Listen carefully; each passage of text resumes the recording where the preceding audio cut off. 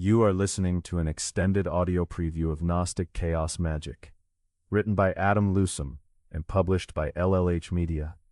The complete book is available from LLH Media and selected online retailers. Chapter 1: Introduction to Gnostic Chaos Magick.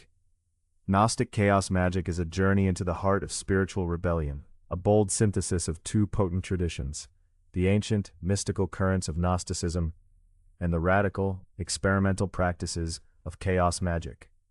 This book is for seekers who refuse to be confined by dogma, for those who wish to discover their own truth through direct experience, and for anyone intrigued by the transformative power that lies at the intersection of knowledge and will. In these pages, we will explore the history, philosophy, and practical techniques of Gnostic Chaos Magick, weaving together threads from centuries of esoteric thought and modern magical innovation. The purpose of this book is not merely to inform, but to invite you into a living tradition, a tradition that is being created and recreated in every moment by those who dare to question, to experiment, and to awaken. To begin, it is necessary to define our terms. Gnosticism is a term that has been used to describe a variety of religious and philosophical systems, most of which flourished in the first few centuries of the Common Era.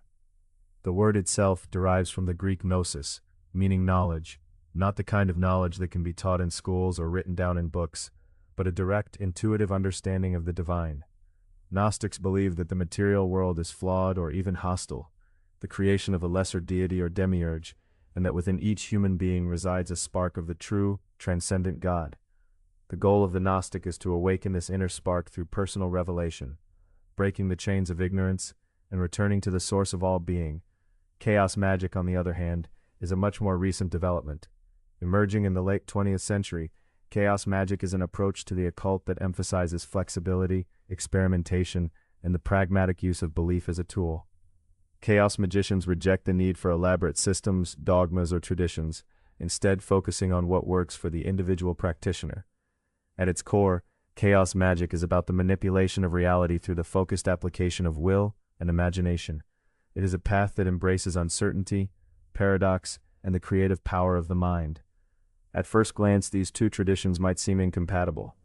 Gnosticism is often associated with elaborate cosmologies, ancient scriptures, and a deep suspicion of the material world. Chaos magic, meanwhile, is iconoclastic, irreverent, and fiercely individualistic, often borrowing from whatever sources the magician finds useful. Yet beneath the surface, there are profound resonances between the two. Both traditions are concerned with liberation. Gnosticism seeks freedom from the prison of the material world and the false narratives imposed by the Demiurge. Chaos magic seeks freedom from the constraints of fixed belief, social conditioning, and the tyranny of consensus reality. Both traditions emphasize direct, personal experience over second-hand knowledge or external authority, and both traditions recognize the central role of consciousness in shaping reality. The intersection of Gnosticism and chaos magic is a fertile ground for exploration. By combining the insights of the Gnostic tradition with the techniques and attitudes of chaos magic, we can create a potent spiritual practice, one that is both rooted in the wisdom of the past and open to the possibilities of the present. In this book, we will explore how the Gnostic quest for Gnosis can be revitalized through the flexible, experimental ethos of chaos magic. We will examine the ways in which the Gnostic mythos can serve as a powerful framework for magical work, while also considering how chaos magic's emphasis on personal empowerment and creative experimentation can help us avoid the pitfalls of dogmatism and spiritual stagnation. To understand the significance of this synthesis, it is helpful to look more closely at the core ideas of each tradition. Gnosticism, as it has come down to us, is a complex and multifaceted phenomenon. There is no single Gnostic church or canonical scripture.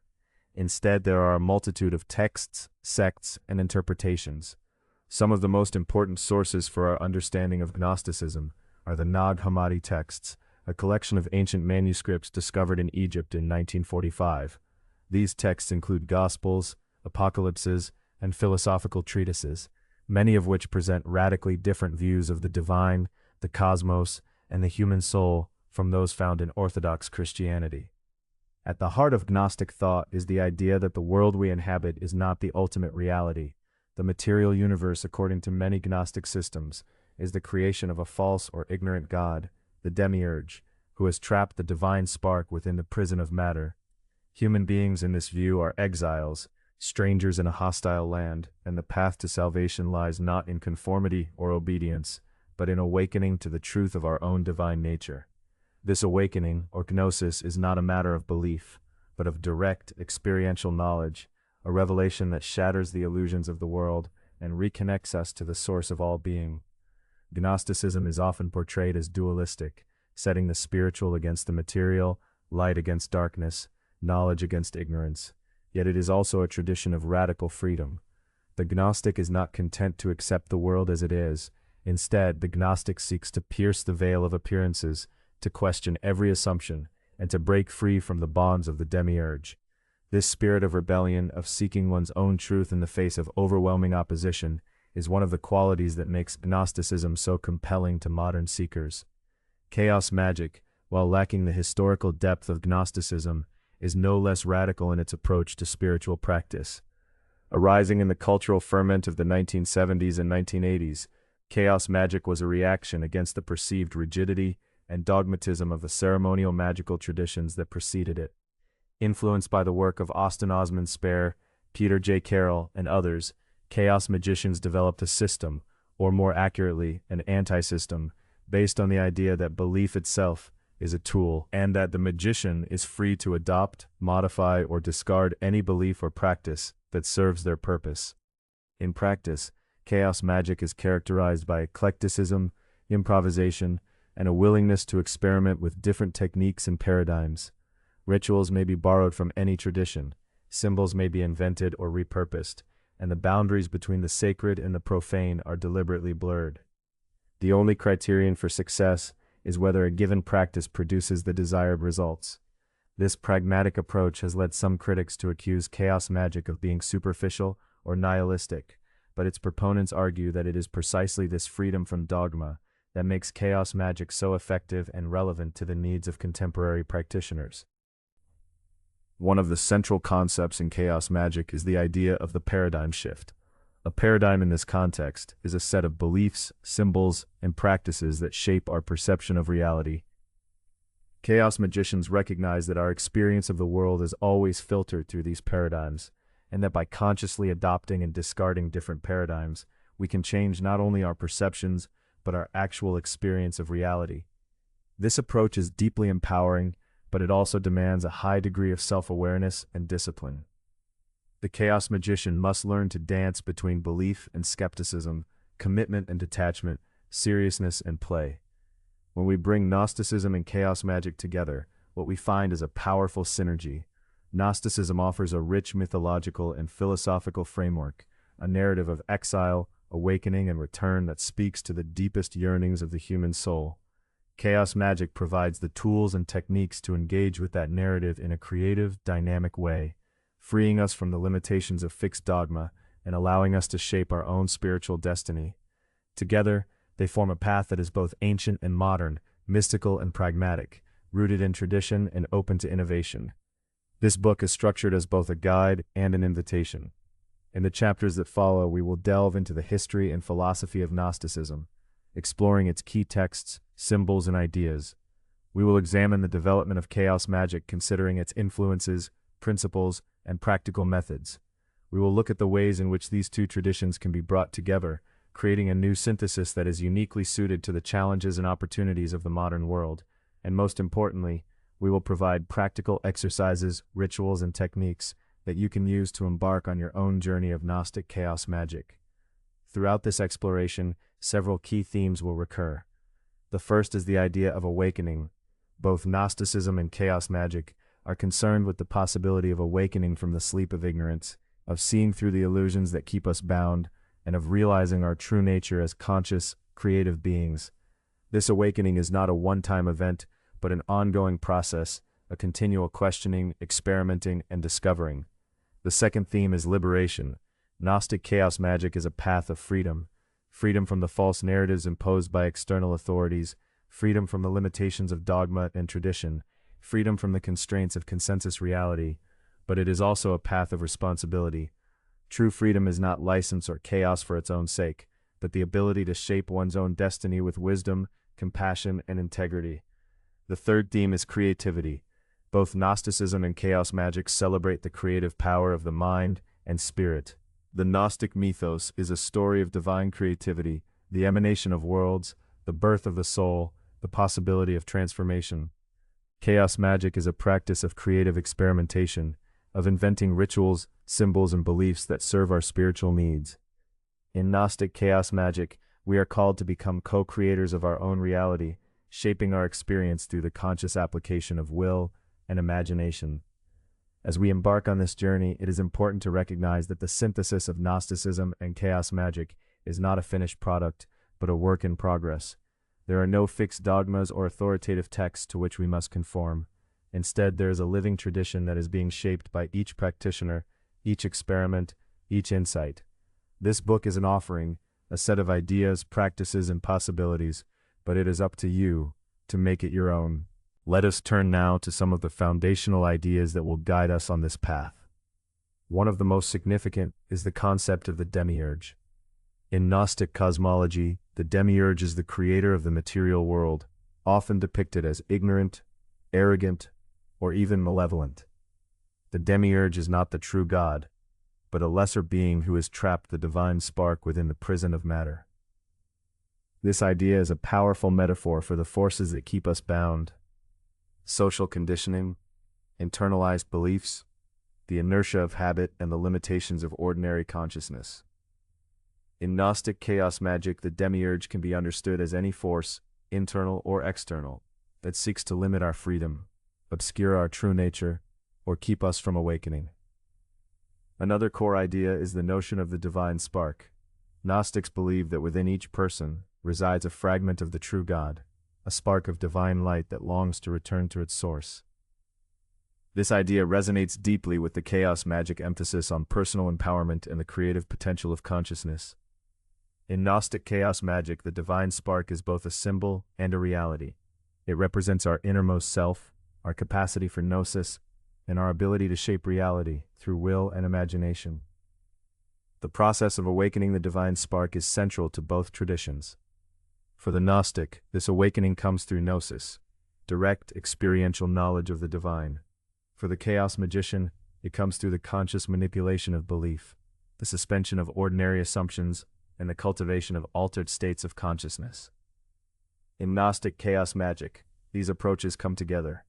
We use the techniques of Chaos Magick to break free from the illusions of the Demiurge, to awaken the divine spark within, and to experience Gnosis for ourselves. This process is not without its dangers.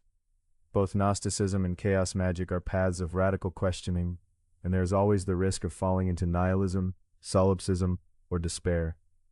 The Gnostic vision of the world as a prison can breed alienation and hopelessness, if not balanced by a sense of purpose and connection. The Chaos Magician's freedom from belief can devolve into cynicism or meaninglessness, if not guided by a deeper sense of meaning. In this book, we will explore ways to navigate these challenges, drawing on the wisdom of both traditions to create a practice that is both liberating and sustaining. One of the strengths of Chaos Magick is its emphasis on results. While traditional magical systems often place great weight on ritual purity, lineage, or adherence to established forms, Chaos Magicians are interested in what works. This pragmatic attitude can be a powerful antidote to the tendency toward abstraction or escapism that sometimes afflicts Gnostic thought. The rich, mythic, and symbolic language of Gnosticism can provide a sense of depth and meaning that is sometimes lacking in the more minimalist approaches of Chaos Magick. By bringing these two traditions together, we can create a practice that is both effective and meaningful, both grounded and visionary. In practical terms, Gnostic Chaos Magick involves a combination of study, meditation, ritual, and experimentation. Study is important, not as an end in itself, but as a way of grounding our practice in the accumulated wisdom of the past. By engaging with Gnostic texts, mythologies, and symbols, we can deepen our understanding of the forces at work in our own lives and in the world around us. Meditation is a means of cultivating the inner stillness and clarity necessary for Gnosis, a way of quieting the noise of the Demiurge and opening ourselves to direct experience of the divine. Ritual, whether borrowed from tradition or invented anew, serves as a way of focusing intention, engaging the imagination, and creating sacred space in which transformation can occur. Experimentation is the heart of the practice. By trying out different techniques, beliefs, and paradigms, we discover what works for us, what awakens our own divine spark, and what leads us closer to Gnosis. Central to this process is the cultivation of a particular attitude, one of openness, curiosity, and courage. The path of Gnostic Chaos Magick is not for the faint of heart. It requires a willingness to question everything, to venture into the unknown, and to risk failure and disappointment. But it also offers the possibility of profound transformation, a chance to awaken from the sleep of ignorance, to reclaim our birthright as conscious, creative beings, and to participate in the ongoing creation of the world. As we proceed, it will be helpful to keep in mind the interplay between structure and freedom. Gnosticism offers a rich symbolic and philosophical structure, a map of the cosmos, a narrative of exile and return, a vocabulary for talking about the mysteries of existence.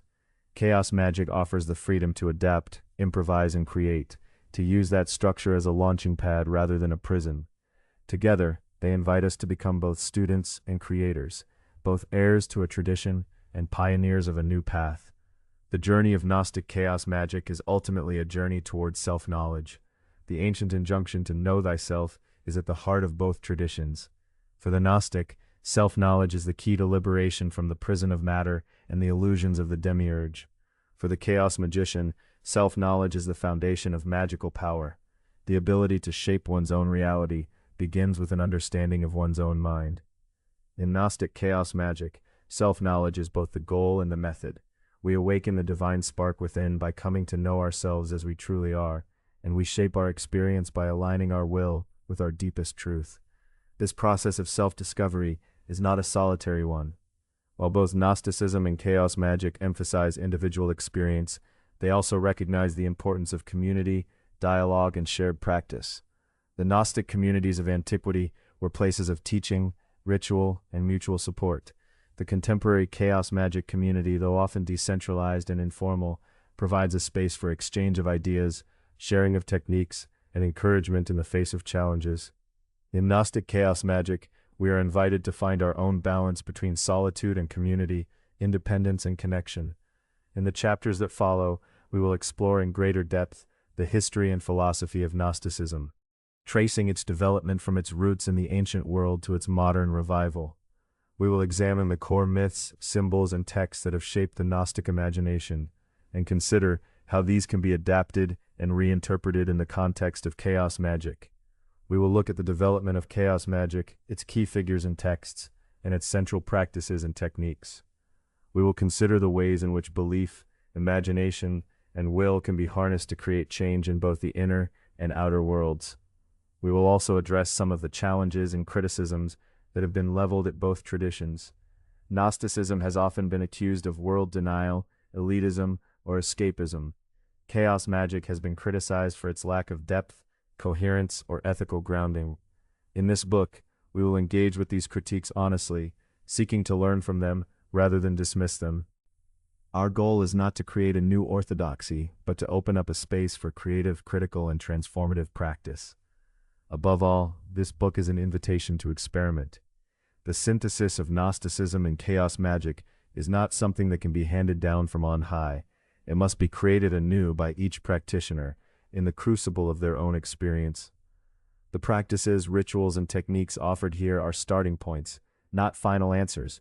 You are encouraged to adapt, modify, and invent your own approaches, guided by your own intuition, insight, and experience.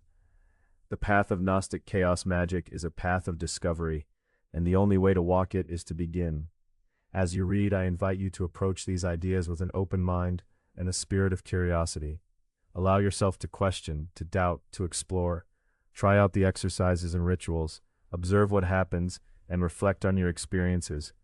Engage with the myths and symbols of Gnosticism and see how they resonate with your own journey. Experiment with the techniques of Chaos Magick and discover what works for you. Above all, trust your own experience and remember that the goal is not to accumulate knowledge for its own sake, but to awaken the divine spark within and to participate in the ongoing creation of your own reality. In closing this introduction, I want to emphasize the importance of humility and compassion on this path. The journey of Gnostic Chaos Magick is one of profound transformation, but it is also one of continual learning, unlearning, and relearning. None of us have all the answers, and the mysteries we seek to explore are ultimately beyond the grasp of any single tradition, system, or individual. Let us approach this work with a sense of wonder, a willingness to learn from one another, and a commitment to using our knowledge and power for the good of ourselves and the world. Gnostic Chaos Magick is a living tradition, a work in progress, and an adventure into the unknown. May this book serve as a guide, a companion, and an inspiration as you embark on your own journey of awakening, liberation, and creative transformation. The path is yours to discover, the mysteries yours to explore, and the power to shape your reality lies within you. Welcome to the adventure. Chapter 2. A Brief History of Gnosticism. Gnosticism is a term that evokes both mystery and controversy. It refers to a family of spiritual traditions that flourished in the early centuries of the Common Era, primarily in the Mediterranean world. Although often associated with early Christianity, Gnosticism draws on a much broader and older tapestry of religious, philosophical, and mythological currents. To understand Gnosticism, one must journey through the shifting landscapes of the ancient world, where seekers and philosophers grappled with the deepest questions of existence, divinity, and the nature of the self. The word Gnostic derives from the Greek Gnosis, meaning knowledge. But this is not knowledge in the mundane or intellectual sense.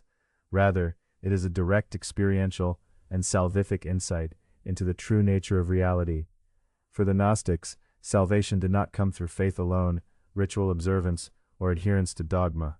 Instead, it was achieved through awakening, a sudden transformative realization of one's divine origin and destiny. This emphasis on inner revelation set the Gnostics apart from many of their contemporaries and often brought them into conflict with established religious authorities.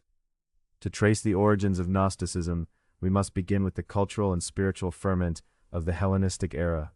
After the conquests of Alexander the Great in the 4th century BCE, the ancient world became a melting pot of Greek, Egyptian, Persian, Jewish, and Mesopotamian ideas. Cities like Alexandria and Egypt became hubs of learning and spiritual experimentation, where philosophers, mystics, and magicians mingled freely. It was in this crucible that the seeds of Gnosticism were sown. Several currents contributed to the emergence of Gnostic thought. Greek philosophy, especially Platonism, provided the framework for understanding reality as a hierarchy of being, with the material world at the bottom and the spiritual world above. Plato's doctrine of the forms, the idea that the visible world is a shadow of a higher invisible reality, resonated deeply with Gnostic sensibilities. The Platonic notion of the soul's exile from its true home and its longing for return became central to Gnostic mythology. Egyptian religion, with its rich symbolism and focus on the afterlife, also played a role. The Egyptian myth of Isis and Osiris, for example, tells of death, dismemberment, and resurrection, a pattern echoed in many Gnostic texts. Persian Zoroastrianism contributed its dualistic vision of cosmic struggle between light and darkness, good and evil. Jewish apocalyptic literature, with its visions of hidden knowledge and secret revelations, provided another vital strand. The Book of Enoch and other intertestamental works speak of heavenly journeys, angelic intermediaries, and the corruption of the material world, motifs that would reappear in Gnostic writings. By the 1st century CE, these diverse influences had coalesced into a recognizable Gnostic movement. The earliest Gnostic groups were often small and secretive, gathering in private homes or secluded places to share their teachings. They produced a remarkable body of literature, much of it written in Greek or Coptic, that survives in fragments and codices. For centuries, Gnostic texts were suppressed, lost, or misrepresented by their opponents. It was not until the discovery of the Nag Hammadi library in Egypt in 1945 that scholars gained access to a treasure trove of authentic Gnostic writings, transforming our understanding of this enigmatic tradition. At the heart of Gnosticism lies a radical reimagining of the cosmos and the human condition. The Gnostics taught that the true God is utterly transcendent, beyond all names, forms, and attributes. This God is the source of the pleroma, the fullness of divine reality. From the pleroma emanate a series of spiritual beings or aeons, each representing aspects of the divine mind. The last of these aeons, often named Sophia, wisdom, becomes separated from the pleroma and through a tragic error or act of curiosity, gives rise to a flawed being known as the Demiurge. The Demiurge, sometimes identified with the God of the Hebrew Bible, is ignorant of the higher reality and creates the material world as a prison for spiritual beings. The Gnostics viewed the physical universe as a place of suffering, ignorance, and illusion, a far cry from the very good creation celebrated in Orthodox Judaism or Christianity. Human souls, according to Gnostic myth, are sparks of divinity trapped in bodies of flesh, subject to the cycles of birth, death, and rebirth. Salvation consists in awakening to one's true origins, recognizing the illusion of the material world, and returning to the pleroma through Gnosis. This cosmology is not merely speculative or abstract, it is deeply existential. The Gnostic experience is one of alienation and homesickness, a sense that something essential has been lost or forgotten. The world, with its pain and injustice, is not the creation of a benevolent deity, but the work of ignorant powers. Yet within each person lies a hidden spark, a divine seed that can be awakened through knowledge, contemplation, and inner transformation. The Gnostics developed a rich mythology to express these insights. In the Apocryphon of John, one of the foundational Gnostic texts, we find a detailed account of the creation of the world and the fall of Sophia. The text describes how the true God, ineffable and unknowable, emanates a series of aeons. Sophia, in her desire to know the unknowable Father, acts without her consort, and brings forth the Demiurge, Yaldabaoth. This being, arrogant and blind, proclaims himself the only God, and fashions the material cosmos with the help of lesser archons. Human beings are created as vessels for the divine spark, but their true nature is concealed from them by the machinations of the Demiurge. Other Gnostic texts present variations on this myth. The Gospel of Thomas, for example, is a collection of sayings attributed to Jesus, many of which emphasize the need for self-knowledge and inner awakening. "If you bring forth what is within you," says Jesus in one saying, "what you bring forth will save you. If you do not bring forth what is within you, what you do not bring forth will destroy you." This emphasis on inner revelation and the discovery of the divine within is a hallmark of Gnostic spirituality. The Gospel of Mary, another important text, presents Mary Magdalene as a visionary and teacher, entrusted with secret knowledge by the risen Christ. In the dialogue that follows, Mary recounts her vision of the soul's ascent through the spheres of the archons, overcoming obstacles and shedding attachments until it returns to its source. The text challenges conventional gender roles and authority structures, suggesting that Gnosis is available to all, regardless of status or background. The Pistis Sophia is a lengthy and complex work, blending myth, ritual, and mystical discourse. It recounts the struggles of Sophia to escape the lower realms and return to the pleroma, aided by the savior figure, often Jesus, who imparts secret teachings to his disciples. The text is notable for its elaborate cosmology, its emphasis on repentance and forgiveness, and its detailed instructions for spiritual ascent. Among the most provocative Gnostic texts is the Gospel of Judas, discovered in the 1970s and published in 2006. In this account, Judas Iscariot is not the betrayer, but the favored disciple, entrusted with the true mysteries of Jesus. The text subverts orthodox interpretations of the Passion narrative and presents a radically different vision of salvation and divine purpose. These texts, along with many others, reveal the diversity and creativity of Gnostic thought.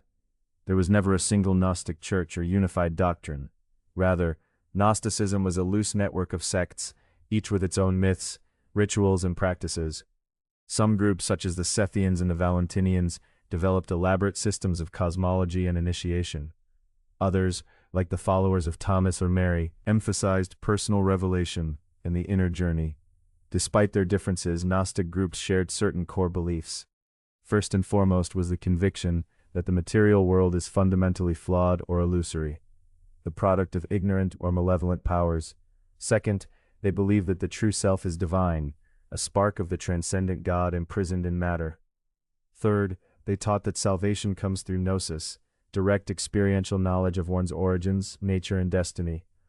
This knowledge is often mediated by a revealer figure, such as Jesus, Seth, or Sophia, who awakens the soul to its true reality.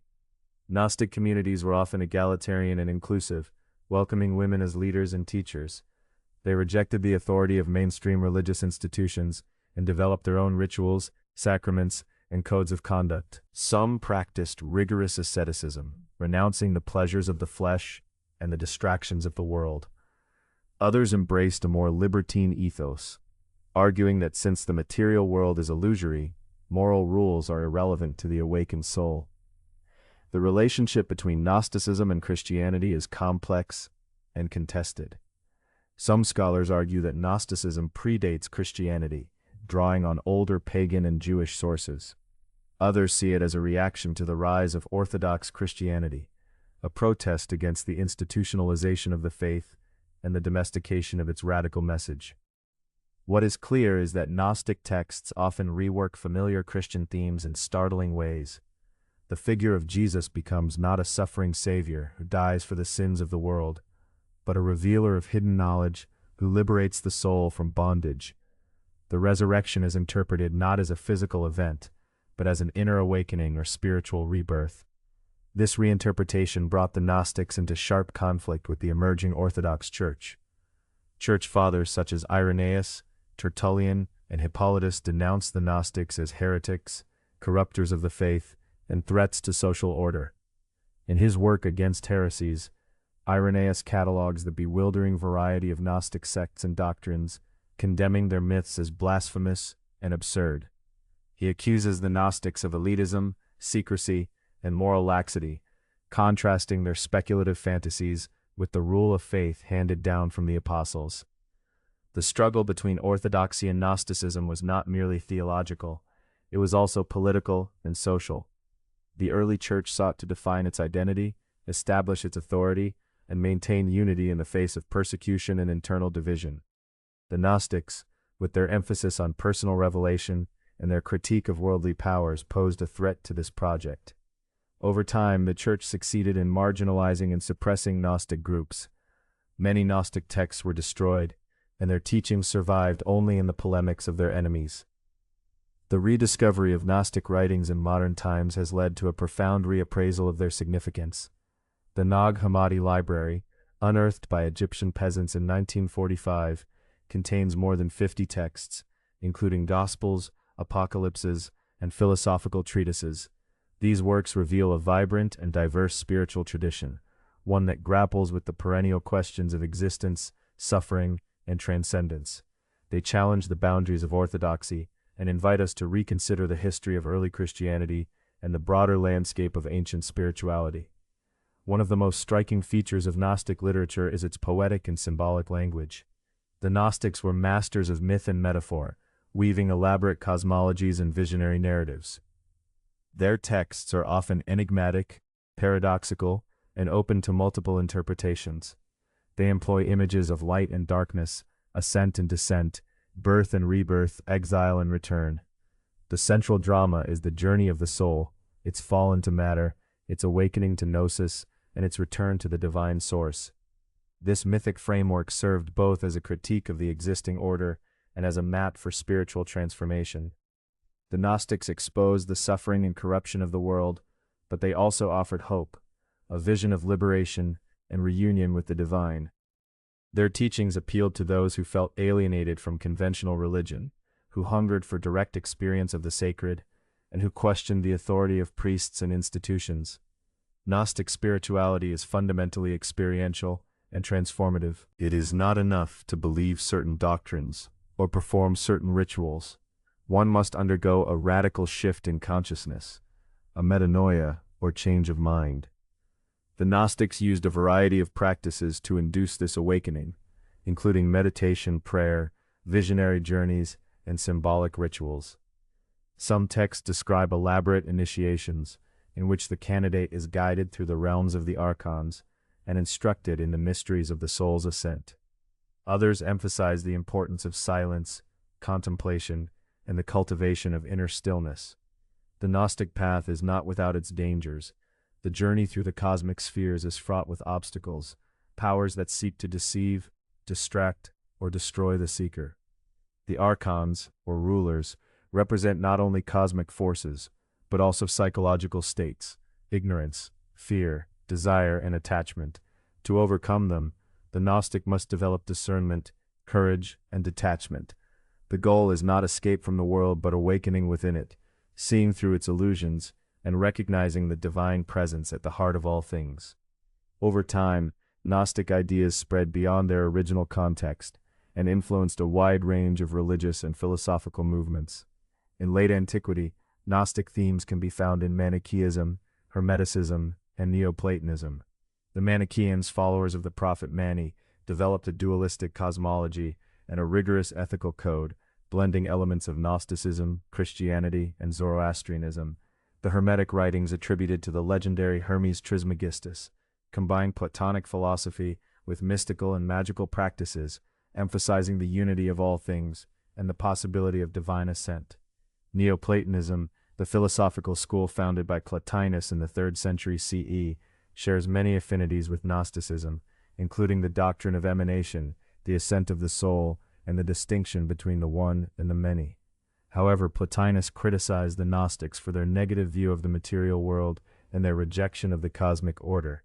For Plotinus, the world is a reflection of divine beauty, and the soul's task is to contemplate and realize this beauty, not to escape from it. Despite these differences, Gnostic ideas continued to circulate in various forms throughout the Middle Ages and the Renaissance. They resurfaced in the mystical writings of the Jewish Kabbalists, the Christian mystics, and the alchemists, who sought the hidden wisdom encoded in nature and scripture. In the modern era, Gnosticism has inspired poets, philosophers, and psychologists, from William Blake and Carl Jung to Philip K. Dick and Harold Bloom. Its themes of alienation, awakening, and transcendence resonate with seekers in every age. The major Gnostic texts, as preserved in the Nag Hammadi Library and other sources, provide a window into this world of spiritual experimentation and visionary insight.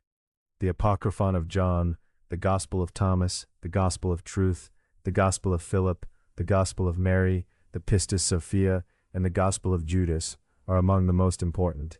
Each presents a distinctive vision of the divine, the cosmos, and the path of salvation. Some are philosophical treatises, others are collections of sayings, hymns, or apocalyptic visions.